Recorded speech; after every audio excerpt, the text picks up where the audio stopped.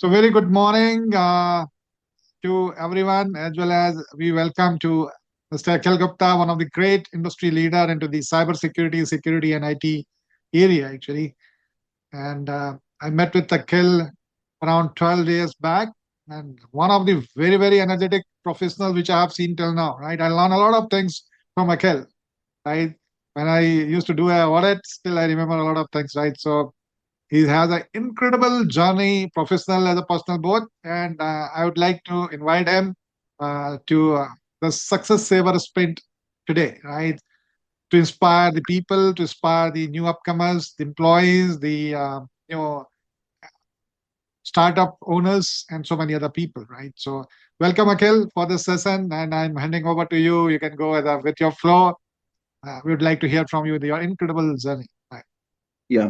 Thank you very much, Dr. Deep Pandey, for asking me to come over and discuss my journey with your audience. So my name is Akhil Gupta. I have totally 56 years of experience in the industry. I'm running my 76th year, but in spite of that, I work for 31 days in a month, and I do not sleep for more than 3 hours on any night, which I've been doing for the last so many years. So this is about myself, just to motivate all of you that all of us can do this. All of us can, can kind of continue to work. I have no intention to hang up my boots until there is a calamity. But otherwise, if God willing, I should be able to continue on my journey for the next maybe 10 to 12 more years. So up till the age of 85 is what my KPI is, to be as active as what I am today. So thank you very much, Dr. Deep Pandey, for bringing me out here today.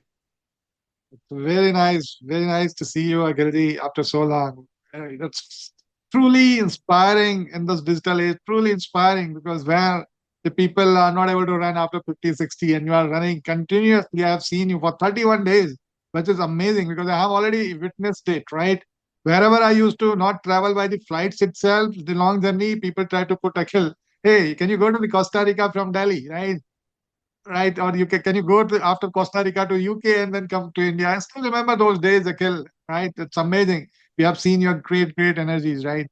And still, I remember one day we were doing an audit in Chandigarh, actually, and Akhil was also with me. After a night dinner, we were doing a walk, and it's around 2 kilometers in front of Majra, I think, in Chandigarh, right?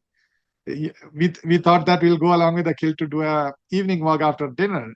So I've taken 2 rounds and I was tired actually. Then Akhil said, "Hey, we'll go one more." Then I again went with Akhil one more round with him actually.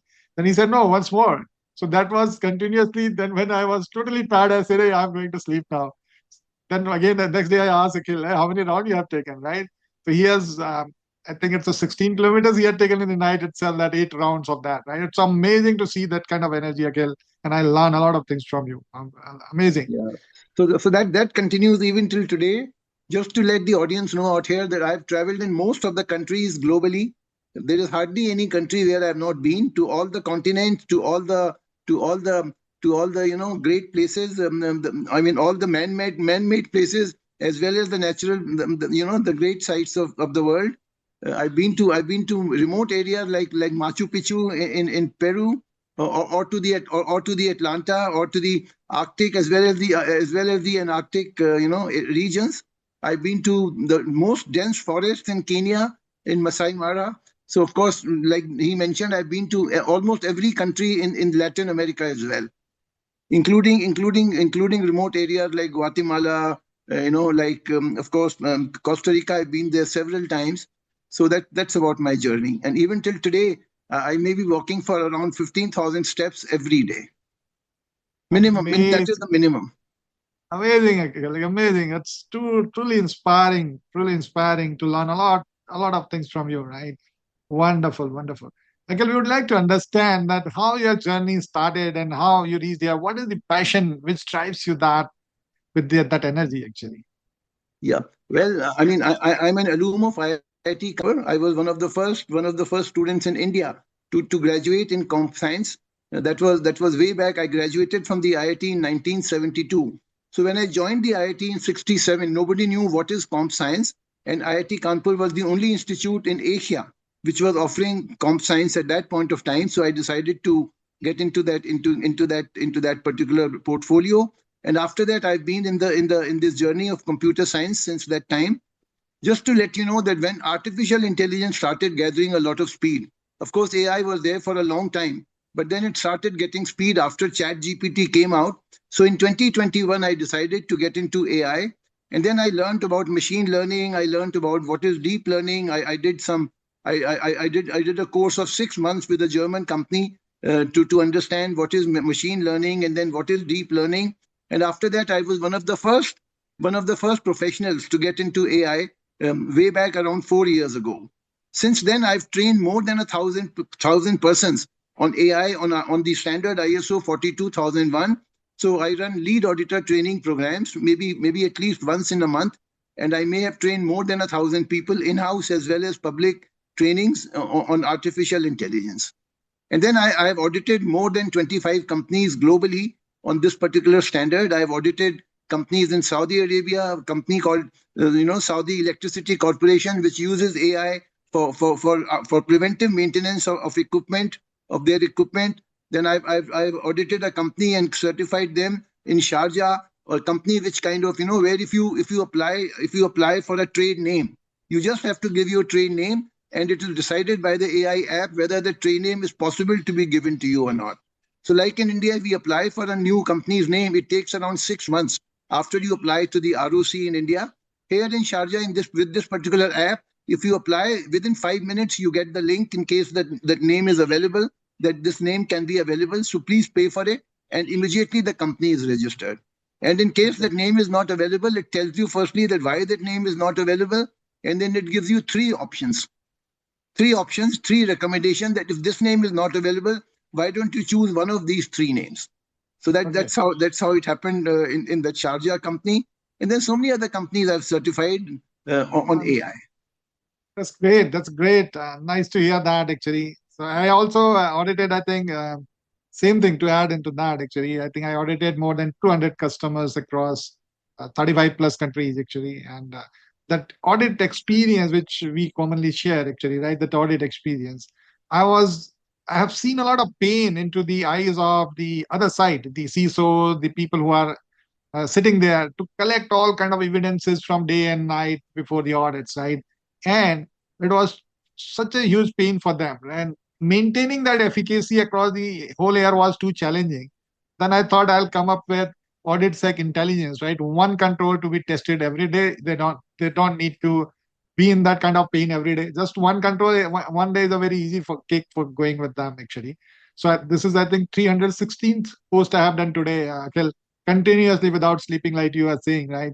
So a lot of calls I have received, a lot of messages I have received from across the globe for those posts, actually, right? So amazing, right? So same way I'm also trying to contribute. Second, Yeah. I No, no, I all you've done a good job. You've done a very good job. Yeah. right, that's right, amazing. So again, everyone else thinking about where that AI will take. What's your view after 2030? Where you are seeing this AI will take us? Well, I mean, about 2 years ago, there was a lot of debate globally whether AI should continue or whether it should be junked. There were as happens in any topic, there were a lot of people who were for AI and there were a lot of people who were anti-AI. People thought that AI would steal jobs, people would become jobless. People thought that it could be used to harm the society. So what happened in China, for example, when the virus came out of the AI lab, and then that affected the entire world. So people thought that, like what is happening in Israel, that they are using the AI driven drones to attack civilians. So people thought that it could have a lot of negative connotations. But luckily, the positive people won, and today we have the AI which will stay out here permanently. I don't think we have any other option but to embrace AI. By now, the debate is over whether AI will kill the jobs or not. Everybody has understood that with AI coming in, everything will get upgraded. So people, instead of doing manual labor and instead of jobs which don't require any thinking or which just require routine jobs, so routine jobs will basically be replaced by AI. And I think AI is here to stay. Just like we have the WhatsApp, today we cannot think of living without the WhatsApp. So similarly, I think in the next 6 or 8 months or less than a year, AI would pervade everybody's life and all of us would be driven by AI. That's how I predict the future to be. Wonderful. That's the that's the correct way which you have said. That like the people started using WhatsApp, right? There are so many people use that today. The same way the AI is also, people will gear up to use it, and already AI is here, right? And I was also interviewing somewhere in the United States, right? My view is also the same thing. There are a lot of opportunities across now, right? You think about it, there is a new opportunity, right? The way we visualize, there will be a lot of opportunity. So there is no fear for that. Only thing, the fear should be to those who are not trying to upgrade themselves, right? Everyone has to learn quickly. Like I keep learning from you, Akhil. You said that you enrolled 4 years back in the AI machine learning course, right? So I used to say, hey, Akhil has enrolled. So why should and I should also go with that, right? I also keep learning at the same pace the way you do. Actually, I keep you as a mentor in front of me actually to learn. So it's amazing journey, right? Now coming to the governance piece, actually, I was also interacting with many industry leaders. Actually, the AI speed is very fast. It's amazing, right? So it doesn't get tired or something like that. The same way, the governance is not coming up. The human governance I'm talking about, which needs to be quickly required at this moment, right? I see a little bit vacuum in that space where the governance is up in a backseat at this moment. I see that that should also increase. What's your view in that? Yeah, that's the core principle, and that is the fundamental of AI. AI can only succeed if the governance is very, very strong in every organization at the top level. So governance is driven from the top in every organization, and then every individual, we have to develop a culture so that every individual is accountable and everybody is using AI not in a negative way but in a positive way. Look at what happened to Grok. Grok was misused by minors to draw pornographic images, and that affected their sight. So a small mistake made by the coder, that he did not actually, the app should have said that, sorry, we are not allowed to draw pictures like this. But just because that particular control was not put into place, people misuse the AI. So governance is a very important subject. Everybody has to learn, and everybody has to use the AI in the right manner. So governance means that we have to make sure that whatever we are doing, we are building reliability and trustworthiness into it.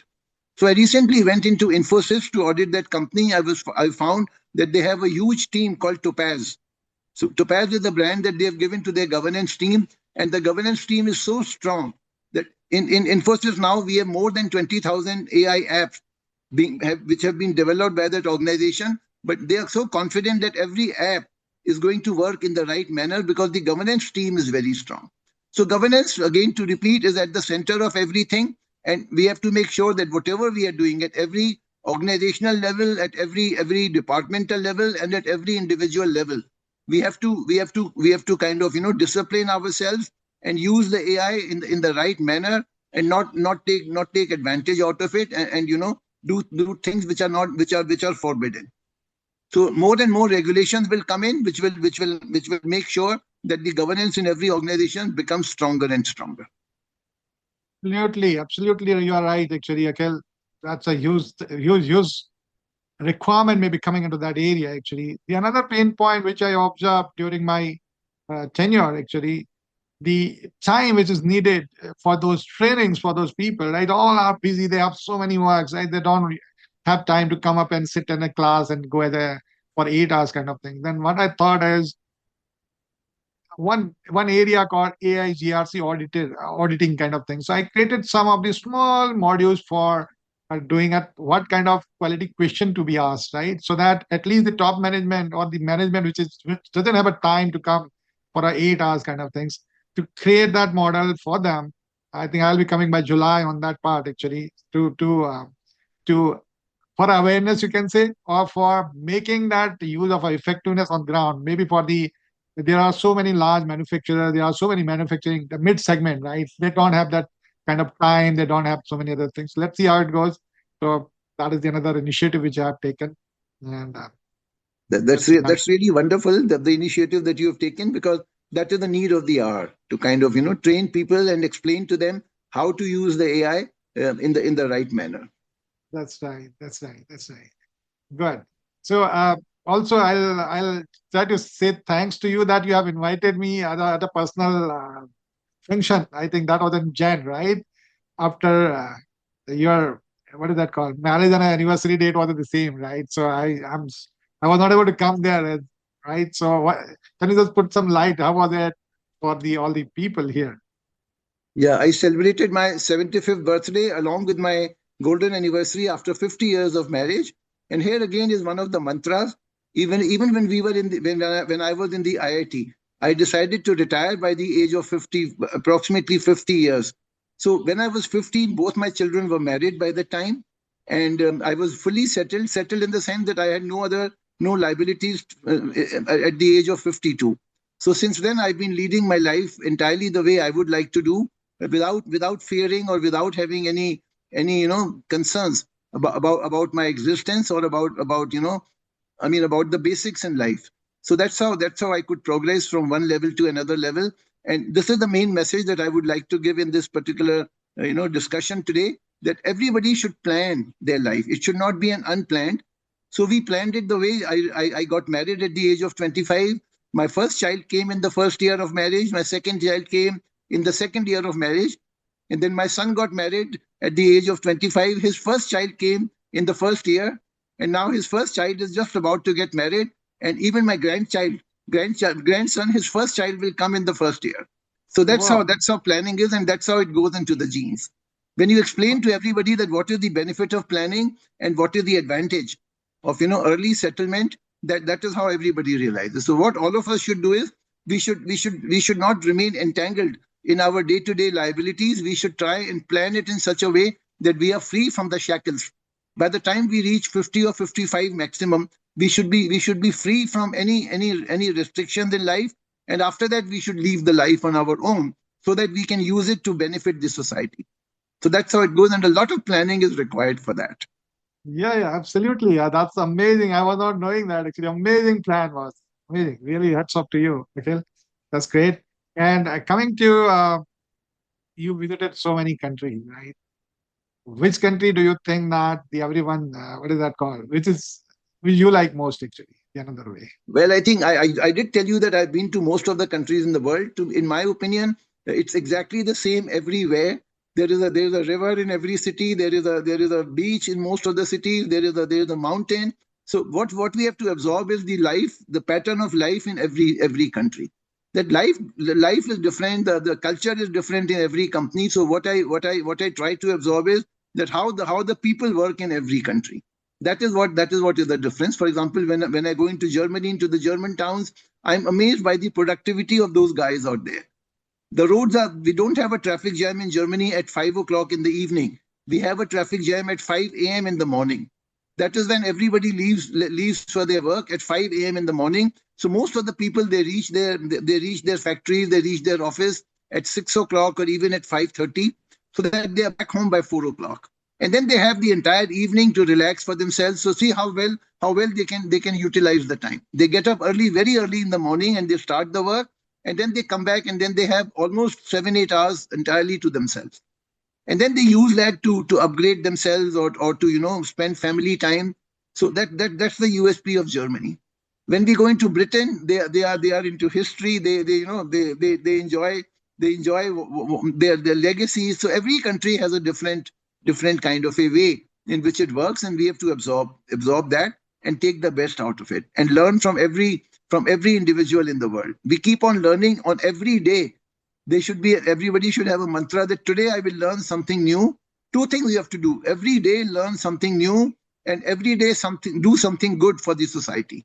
If you do these two, you have succeeded, and by the time you breathe your last, you have a sense of achievement.